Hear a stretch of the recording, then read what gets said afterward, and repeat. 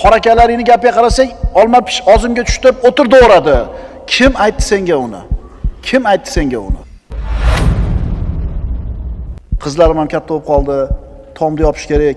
Ishonaver birodar, bu tajribadan million marta o'tgan. O'shuncha aytyapmiz-da birodarlar, gap pulni qanchaligida emas, insonda saodatli bo'lishligi. Mana ikkita narsada. Inson nima sababdan rizqi tang bo'lib qoladi? O'zi asli. Nima sababdan mashaqqatli hayotga qoladi? Mana shu rizqi tang bo'lgandan keyin insonning qalbi albatta sakinatini yo'qotadi. Qalbi iztirobda bo'ladi. Nima sababdan deb so'rasin. Alloh bandalarga mehribon, lekin bandalar o'zi yomon. Mana endi nima sababdan tang bo'lib qoladi rizqing? Bismillahirrahmanirrahim. Innal hamdalillahi nahmaduhu va nasta'inuhu va nastaghfiruh va na'udzu billahi min shururi anfusina va min sayyiati a'malina. Man yahdihillahu fala mudilla lahu wa man yudlilhu fala hadiya lahu. Wa nashhadu an la ilaha illalloh wahdahu la sharika lahu. Wa nashhadu anna Muhammadan abduhu wa rasuluh. Amma ba'd. Assalomu alaykum va rahmatullohi ta'ala va barakatuh. Bismillahirrahmanirrahim. Saodatning sabablari deb nomlagan darsimizni, silsila darslarimizni bugun 30-si. 30-mavzuyimiz uni o'zi o'ylamagan tomondan rizqlantirur. Rizq masalasi birodarlar doim dolzarb mavzu bo'lib kelgan. Rizq juda ko'p odamlarning asosiy birinchi o'rindagi g'amiga aylanib qolgan. Hamma zamonda, hamma makonda yashagan odamlarni bu mavzu o'ylantirgan. Albatta odamga tirikchilik kerak. Uy kerak, kiyim-kechak kerak, oziq-ovqat kerak, oila kerak, mashina kerak, uy-joy kerak, xullas tirikchilik kerak. Endi mana shu rizq masalasida, tirikchilik masalasida odamlarni hammalarining tasavvurlari har xil. Modomiki shariatimiz siz bilan bizni har bitta qiladigan ishimizga, hayotimizda uchraydigan har bitta masalaga javobi komil bo'lgandan keyin tabiiy suratda rizq haqida ham shariatimizning ko'rsatmalari aniq ravshan. Inson bu dunyoda saodatli hayot kechirishlik uchun albatta tirikchiligi o'rnida bo'lishi kerak. Ammo saodatni faqat mana shu puldan, pulni ko'pligidan, boy bo'lishdan deb o'ylaydigan odamlar ham bor. Bunaqa odamlar o'lchov tushunchasi, tasavvuri noto'g'ri bo'lganligi uchun hamma narsani pul hal qiladi deb o'ylashadi. Qaysi narsani pul hal qila olmasa deydi, uni katta pul hal qiladi deydi. Va mana shu e'tiqodini to'g'ri deb biladida, shu e'tiqodini yo'lida nimalarga o'zini o'rayotganligini ko'rmaysiz. Lekin haqiqatda shunaqami? Insonni saodatli hayot kechirishi uchun eng asosiy narsa pulmi? Yo'q. Eng asosiy sabab bu uning o'lchov tushunchalarining to'g'ri bo'lishligi, tasavvurlarining to'g'ri bo'lishligi. Agar faqatgina pul bilan inson baxtli bo'ladi deyilsa, boy odamlarning ichida bironta baxtsiz qolmasligi kerak. Hammasi baxtli bo'lish kerak. Lekin haqiqatdan shunaqami? Birodarlar, baxt bu pulni ko'pligida emas.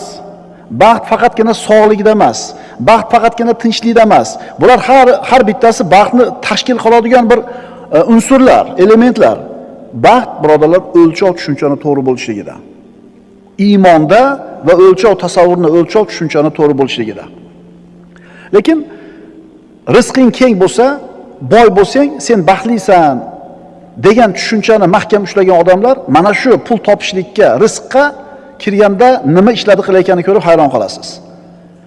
Qarindoshchilikni uzayotgan shular, tarozdan urayotganlar shular, har xil firibgarlik qilayotgan shular. Ustaga ishonib turib uydagisi shunday topshirib qo'yadi pulni. Buxgalteriyani. Mana Xudo berdi-da. To'g'rimi ustalar? Xudodan qo'rqmagan, rizq haqidagi tasavvuri to'g'ri bo'lmagan, taqvosi bo'lmagan odamga bo'lib beradi-da. Bitta nol qo'shib qo'yaveradi. Bitta virgulni bu yoqqa olib qo'yaveradi, bo'ldi, bo'lib ketadi shu bilan.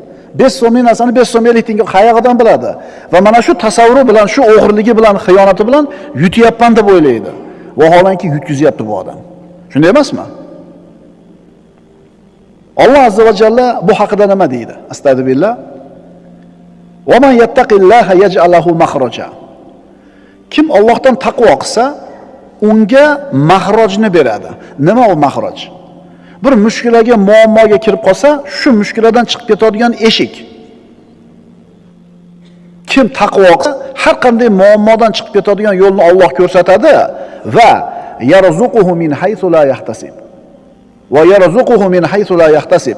Muammodan chiqib ketgandan keyin uni deyapti Alloh, kutmagan joydan o'zi rizqlantirib qo'yadi. Bugungi mavzuyimiz uni o'zi kutmagan joydan rizqlantirib qo'yadi. Birodar, rizq ista. Tirikchiligini yaxshi qilishiga harakat qil. Chunki pul topaman, bola chaqa boqaman deb tirikchilikka ko'chaga chiqishliging o'zi bu mahmud ish, maqtalgan ish.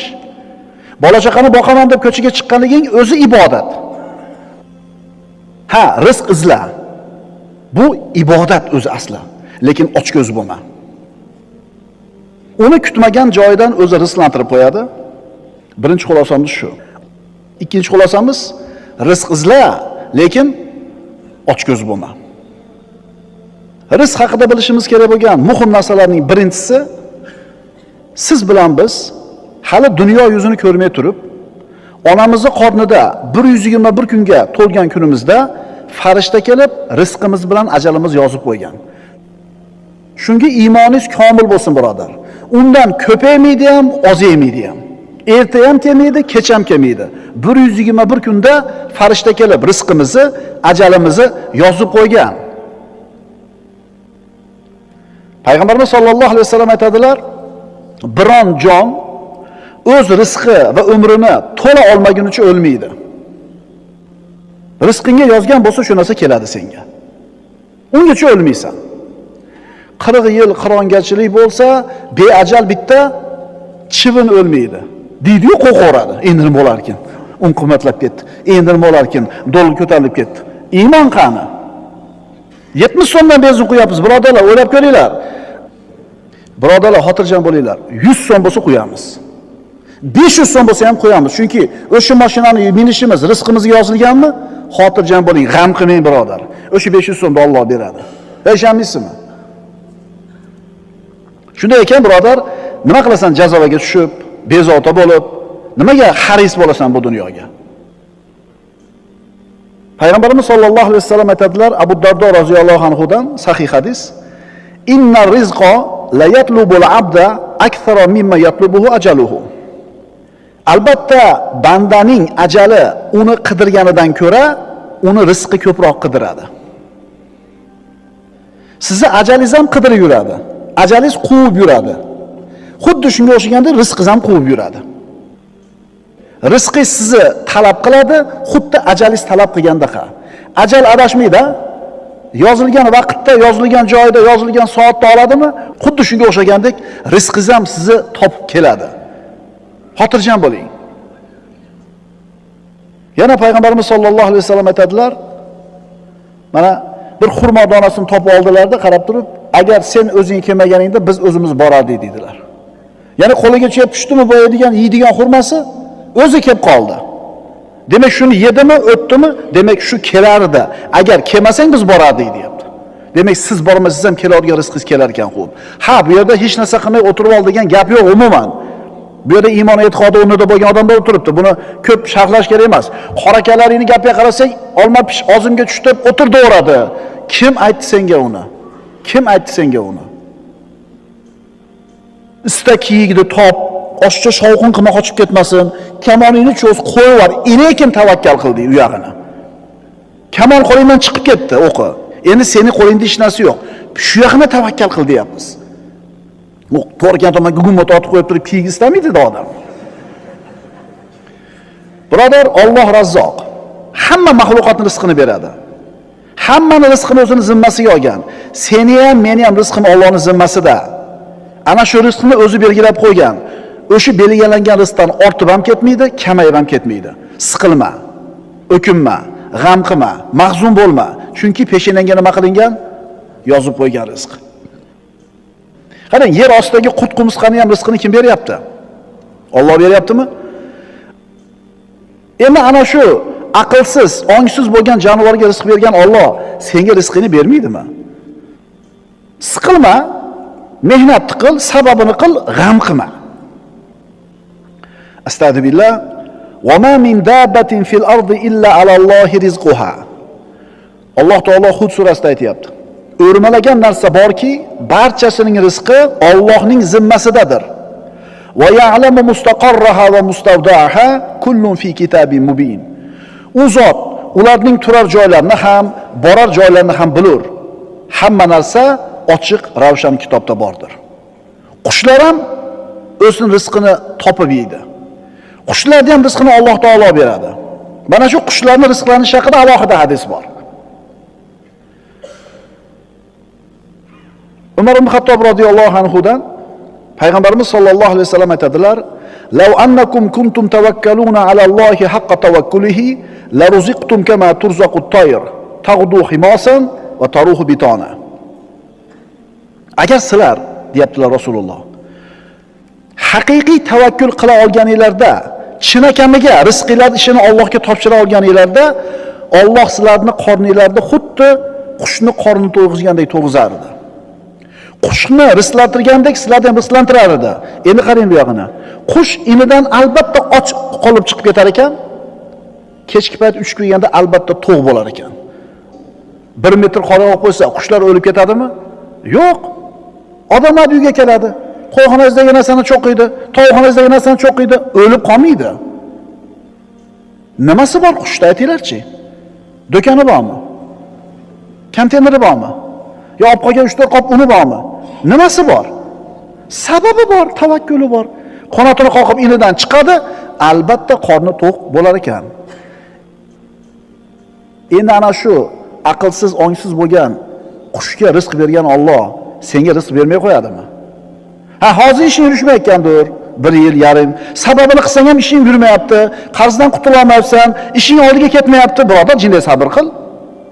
Ozgina sabr qil. Qushni rizqini bergan senga bermaydimi?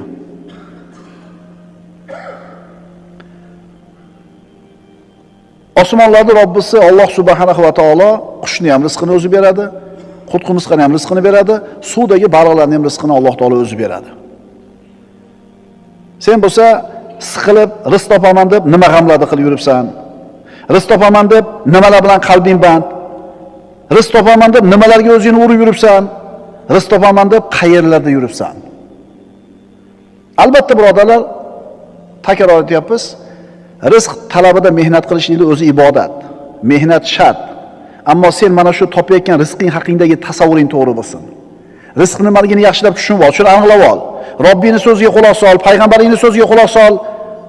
Birodar, falonchilar bilan do'st bo'lsam, ishlarim yurishib ketadi deb kimlarni ulfat qilyapsan? Kimlarga o'zingni yaqin qilishga harakat qilyapsan? Menga foydasi tegadi deb. Allohni o'zingga do'st tutmaysanmi? Axir Alloh Razzoq bo'lgan zot. Shu zotni do'st tutmaysanmi? Alloh taolo aytadi: Astagfirullah. Afa g'ayrallohi attaxidu valiyan fatiris samawati val ard va huwa yut'imu va la yut'am. Alloh taolo aytayapti. Ayting, mana rizq topaman deb kimlarga ulfatsiz? Rizq topaman deb kimlarga sherik bo'lyapsiz? Menga foydasi tegadi tirishingda deb kimlarning orqasidan yugurib yuribsiz? Alloh aytayapti. Ayting, o'zi rizqlanmasdan hech kimdan rizq olmaydi Alloh. O'zi rizqlanmay, taomlanmasdan barchani taomlantirgan holida osmonlar va yerning yaratuvchisi bo'lgan Allohdan o'zgani do'st tutaymi? Ha, rizq masalasida Alloh ekan u, yakka yagona hukmron. Rizq masalasida Allohni do'st tutishni o'rniga nima boshqalarni do'st tutaymi? Sen birodar, rizq topishlikda balg'adan ko'ra salohiyating kattaroq. Hunaring bor, tijorating bor, kasbing bor, aql hushing bor. Ana jonivorlarda nimasi bor?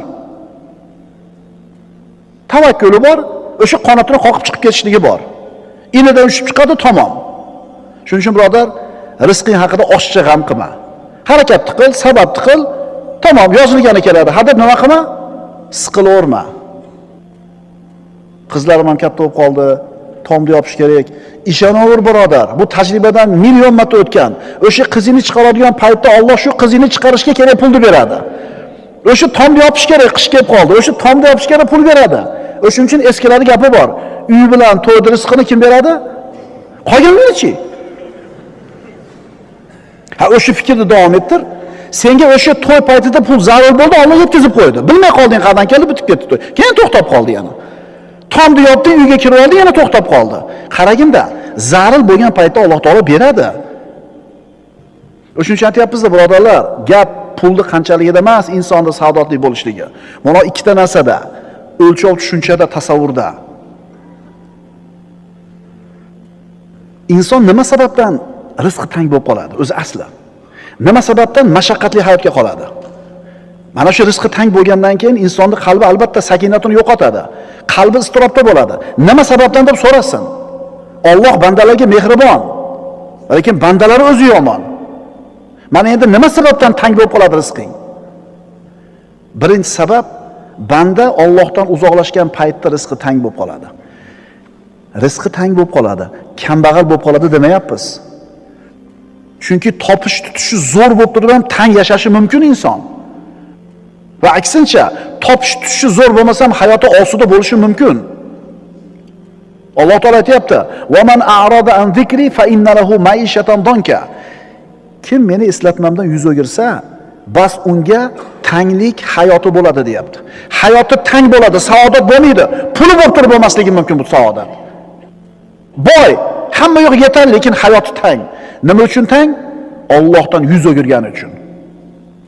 Shuning uchun birodar, seni saodatini yo'q qiladigan, hayotingni tang qiladigan narsa Robbingdan uzoqlashib ketishliging. Qancha odamlar bor.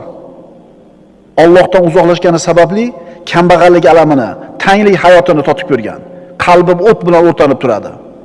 Ana shularda ba'zilari avval boy badavlat bo'lgan, rizqi keng bo'lgan, tanasi ofiyatda bo'lgan, zo'r yashagan. Keyin haddidan oshdi, Allohdan yuz o'girdi, namozga beparvo bo'ldi, gunoh ma'siyatga kirib ketdi. Mana endi Alloh taolo ularni mana shu fe'llari uchun keng rizqini tortib qo'ydi, salomatchiligini olib qo'ydi, faqirlik bilan, qayg'u bilan, tanglik bilan baloladi. Boshi g'alvadan, muammodan chiqmay qo'ydi. Alloh taolo aytadi: "Lekin agar ular payg'ambarlarimizni yolg'onchi qilishmaganida, biz ularga keng rizq bergan bo'lar edik, lekin ular yolg'onchi qilishdi, bas ularni o'zlari qilgan gunohlari sababli ushladik." Kim Allohning eslatmasidan yuz o'girsa, bas unga tanglik hayoti bo'lur va qiyomat kunida biz uni ikkala ko'zini ko'r holda tiriltiramiz deydi Alloh. Banda so'raydi qiyomatda: "Robbi lima hashartani a'ma va qad kuntu basira." Parvardigor, nimaga meni ikkala ko'zimni ko'r qilib tiriltirding qiyomatda? Axir ko'rar edim-ku deydi. Alloh taolo aytadi: "Senga mening oyatlarim kelganda yuz o'girgansan, esdan chiqargansan, fakazalikal yawma tunsa." Bugun sen ham unutilasan deydi. Birodar, seni hayotingni tang bo'lishligi, rizq masalasida siqilib bo'g'ilib yashashligingni asosiy sababi Robbingdan uzoq bo'lib ketayotganing. Zalika bi anna Alloh lam yakun mughayyiran ni'matan an'amaha ala qaumin hatta yughayyiru ma bi anfusihim va anna Alloha samiun alim. Bunga, ya'ni mana shunday bir baloga, azobga giriftor bo'lishlariga sabab Alloh bir qavmga in'om qilgan ne'matini to ular o'zlarini o'zgartirmagunlaricha o'zgartiruvchi emasligi va Alloh eshituvchi, bilguvchi ekanligidandir. Alloh bekardan bekarga olib qo'ymaydi. Qo'lingdagi kengchiligingni, sakinatli, xotirjam hayotingni o'zingdan o'tib qoladi. Xudoyim bandasiga mehribondir, va lekin bandasi o'zi yomondir. Va ma asobakum min musibatin fa bima kasabat aydikum va ya'fu an kathir. Shuni shior qilib olish kerak, yigitlar. Nima musibat yetsa ustingga, o'zingni qo'ling bilan kasb qilgan ishing sababli yetadi. Yana men Alloh ko'pini kechirib turaman deyapti. 10 ta gunoh qildingiz, bittasiga jazo berdi, 9 tasini yuvoradi shu bilan. Boshingga nima musibat kelsa, o'zingni fe'ling sababli bo'ldi. Yana men ko'pini kechirib turaman gunohlaringni deydi. Va Alloh istaqomu ala tariqati lasqaynahum ma'an ghadaqa. Agar ular to'g'ri yo'lda ustuvor turishganida, biz ularni imtihon qilishlik uchun mo'l yomg'ir bilan sug'organ bo'lar edik. Demak, avvalambor birodar, Allohning hukmiga, itoatiga, shariatiga qaytishing kerak. Rizq masalasida qilishing kerak bo'lgan eng birinchi narsa shu. Qanchalar taqvodor bo'lsang, shunchalar o'zingga yaxshi. Faqat o'zingga yaxshi. Seni taqvoing Allohga kerak emas. Seni taqvoing birovga kerak emas. uni o'zi o'ylamagan joydan rizqlantirur. Tannuhiy qiyinchiligidan keyin yengillik kitobida Alloh taoloning Razzoq ekanligi haqida bir qissani keltiradi. Bir odam tirikchiligi qiyin bo'lib qoldi. Ahvoli tang, yegan ish narsasi yo'q. 2 kun och qolib ketdi. Kun botayotganida xotini aytdi: "Chiqib bir narsa topib kelmaysizmi? Ochlikdan tinkamiz qurib ketdi" dedi. Haligi kishi o'ziga bir yaqin bo'lgan tanish ayolni eslab uyiga borib holatini tushuntirdi. Bu ayol uydan bitta baliq olib chiqdi. Mana baliqdan boshqa hech narsa yo'q. Bu ham eskib, ozgina hidi kelib qopti. Nima qilay dedi. Baliq tashlab oladigan bo'lib qo'ygan. Haligi odam mayli shuni bo'lsa ham beraver. Ochlikdan o'lib qolaylik deb uyga olib keldi. Uyga olib keldi. Eski hidi kelib qo'ygan baliq. Qorni to'q odam yemaydi. Baliqni tozaladi, qornini yoruvdi, ichidan bitta gavhar chiqdi, marvarat chiqdi. 1000 dinorga sotdi. Qarangda, uni kutmagan joydan rizqlantiradi deyapti. Allohga duo qildi, Allohga tavakkal qildi, sababini chiqib so'radi. U baliqni tashlab yuborardi boyaga xotin o'sha sasib qolgan edi. Ko'rdingizmi? Alloh taolo aytadi: "Va ma bikum min ni'matin fa minalloh, thumma idza massakumud-dur fa ilayhi taj'arun." Sizlarga berilgan barcha noz ne'matlar yolg'iz Allohdandir. Shuningdek, qachon sizlarga biron balo musibat yetsa ham, faqat ungagina iltijo qilursizlar. Rizq izla birodar, ammo unga hirs qo'yma. Rizq izla, ammo unga hirs qo'yma. Xoliq bo'lgan, roziq bo'lgan Alloh taolo hammani rizqini ato qiladi. Loyda ichidagi qurtga ham, dengiz tubidagi baliqqa ham, osmondagi qushga ham, zulmatdagi chumoliga ham, hatto tosh ostidagi ilonga ham. Ibn Javziy go'zal bir ajib voqeani yozadi kitobida. Baland daraxt ustida bir ilon turadi, ikkala ko'zi ko'r. Alloh taolo uni ham rizqini yetkazadi. Qana qilib? Qarab turibdi, bitta qush tumshug'ida go'sht olib keldi. Ilonni oldiga keldi, ilon pishillab og'zini ochdi, go'sht solib qo'yib ketdi. Birodarlar, Allohning qudrati, chumchug'ida qushni ilonga bo'ysundirib qo'yganiga qarang. Agar sizni Alloh taolo rizqingizni keng qilishini, rizqingizni berishini xohlasa, bilmay qolasiz qanday kelib qolganligini. Ana, baliqni qonidan gavhar chiqdi-yu. Alloh azza va jalla aytadi: "Yerda suzilib yurgan har bir jonivor, osmonda qanot qoqayotgan har bir qush xuddi sizlar kabi jamoalardir. Kitobda biron narsani qo'ymay yozganmiz, keyin hammalari Parvardigorlari dargohiga to'planurlar." Maryam binti Imron Iso alayhisalomni tug'ib yotganida qachon oldiga Zakariya alayhisalom kirsa, oldida qish bo'lsa yozgi mevalar, yoz bo'lsa qishki mevalar turardi. Annalaki hada, ey Maryam, qayoqdan kelyapti bu narsa deganida, huwa min indillah, Allohning huzuridan deb aytar edi. Birodarim, siqilma, rizqing kafolatlangan. Yozilgan kun albatta keladi. Ha, yozilgan kuni keladi. Erta emas, kech emas, shoshilma. Sabablarni qil, Allohga tavakkul qil, o'ylanma. Ayrim holatlarda rizqimga sherik bo'ladi deb farzandlarini o'ldirganlar bo'lgan. Alloh taolo aytadi: "Astagfirullah, la taqtulu auladakum min imlaq, nahnu narzuqukum va iyyahum." Ikkita oyat bor. Bolalaringizni kambag'allikdan qo'rqib o'ldirmangiz. Biz sizlarni ham, ularni ham rizqini beramiz. Ikkinchi oyatda: "Va la taqtulu auladakum khashyata imlaq, nahnu narzuquhum va iyyakum. Inna qatlahum kana khit'an kabira." Ey insonlar, bolalaringizni yo'qchilikdan qo'rqib o'ldirmangizlar. Ularga ham, sizlarga ham biz o'zimiz rizq beramiz. Bitta oyatda sizlar deb rizqni otalarnikini aytdi, keyin farzandlarni aytdi. Keyingi oyatda farzandlarning rizqi birinchi aytildi, otalarning rizqi keyin aytildi. Sizning rizqingizga hech kim sherik bo'la olmaydi.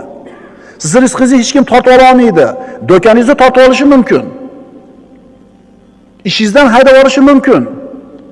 Sizni qo'lingizdan tortib olishi mumkin bo'lgan moddiy narsani tortib olishi mumkin, lekin rizqingizni hech qachon tortib ola olmaydi.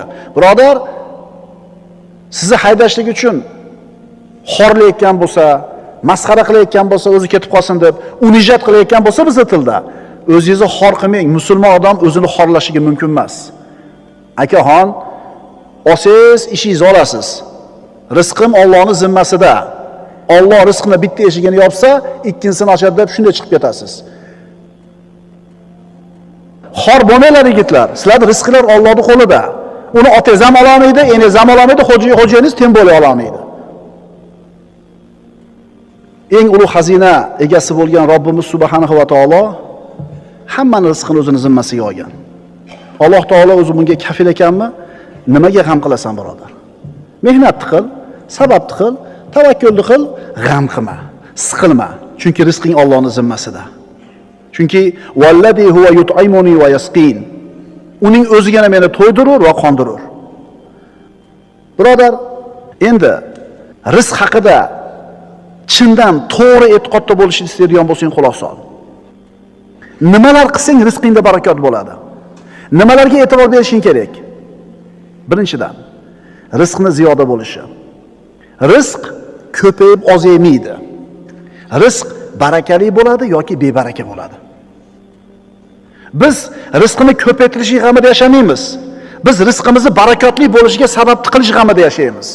Chunki kofirga ham, musulmonga ham Alloh yozganmi rizqni, u keladi. Rizq yo barakali bo'ladi, yo bebaraka bo'ladi. Baraka nima edi o'zi? Bir narsaning ustida ilohiy xayriyatni davomiy turishi. Ya'ni mana soat 10 yildan keyin ham tutib yuraveraman. Demak, barakot bor. Yoki xuddi soat 6 oyda yo'qotib qo'yaman. Suv tushib ketadi, buzilib qoladi, kuyib ketadi, mashina tayda qolib ketadi. Demak, bebaraka. Baraka nima? Baraka opa-dadasidan qolgan ketmon.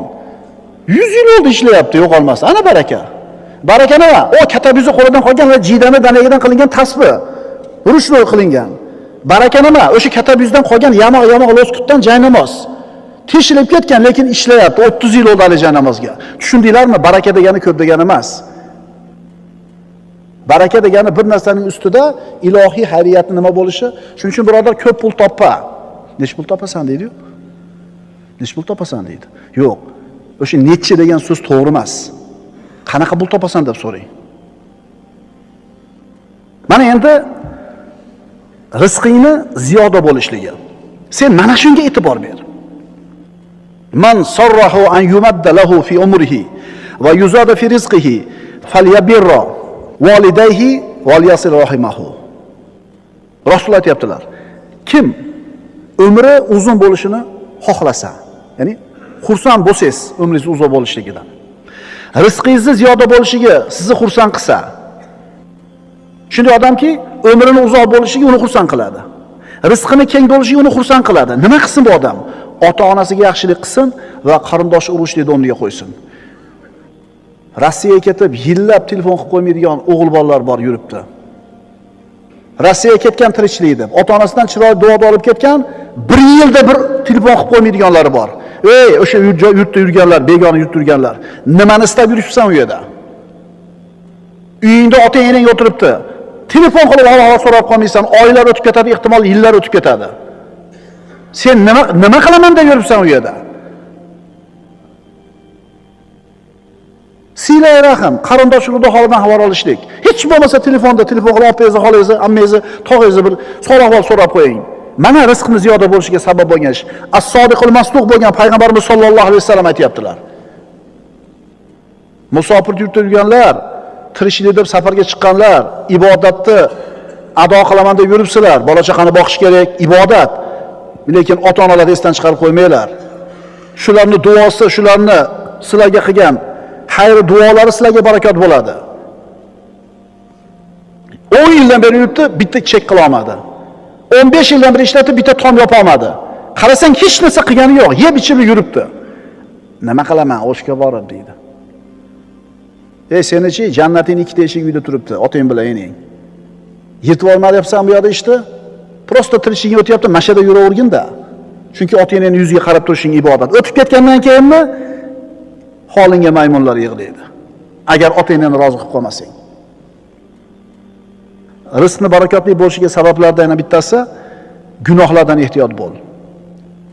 Payg'ambarimiz aytadilar: "Innar rajula la yuhramur rizqa bil khati'atin ya'maluha." Albatta kishi o'zining ayrim rizqidan qilgan xatosi tufayli mahrum bo'lib qoladi. Kishi uni peshonasiga yozilgan rizqidan mahrum bo'ladi, qilgan gunohlari sababli. Hamma rizqidan mahrum bo'lmaydi. Kofirlardan rizq kelyapti. Qilgan gunohingiz kelayotgan rizqingizni qirqib turadi. Barakasini, xayriyatini, kengchiligini. Alloh yo'lida infoq qil. Va ma anfaqtum min shay'in fa huwa yukhlifuhu va huwa khayrur roziqin. Robbing aytayapti. Nimani infoq ihson qilsanglar, Alloh uni o'rnida to'ldirib turadi. U rizq beruvchilarning yaxshirog'idir. Qaranglarda, Alloh aytayapti, Alloh yo'lida infoq qilsang, o'rnini to'ldirib qo'yaman deyapti. Payg'ambarimiz qasam ichayotganlar Allohga qasam, bergan infoq ihsoninglar moli dunyolarni kamitib qo'ymaydi.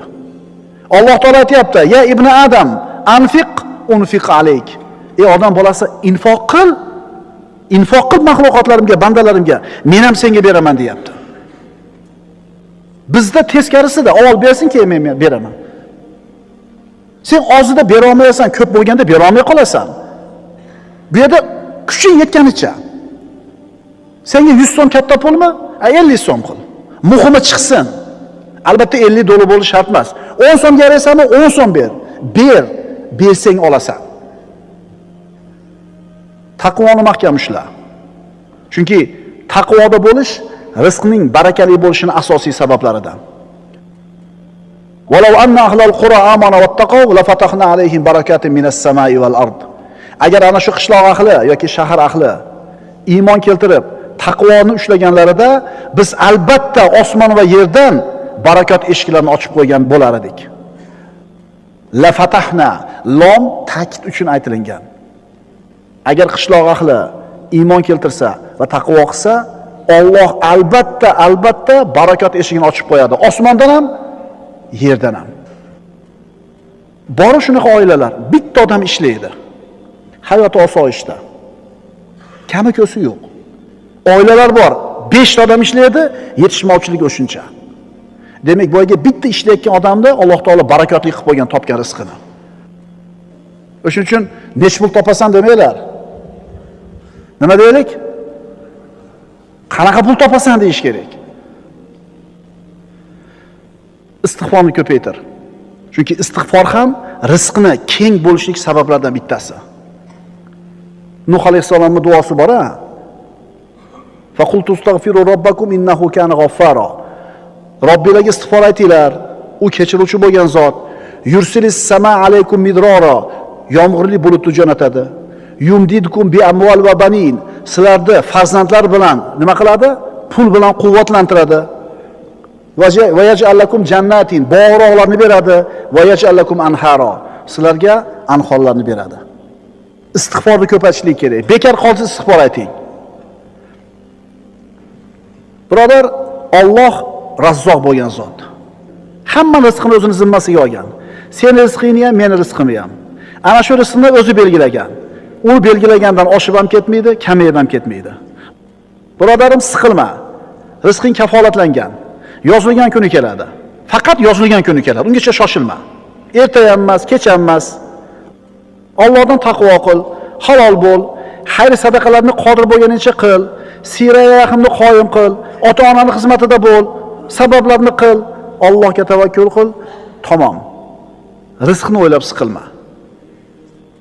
Saodatning 30-sababi uni o'zi o'ylamagan tomondan rizqlantirur. Va man yattaqillaha yaj'al lahu makhraja va yarzuqhu min haythu la yahtasib. Kim Allohdan qo'rqsa, u zot uning uchun chiqar yo'lni paydo qilur har qanday mushkuladan va uni o'zi o'ylamagan tomonidan rizqlantirur. Aqulu qawli hadha astaghfirulloh li va lakum. Assalomu alaykum va rahmatullohi va barakatuh.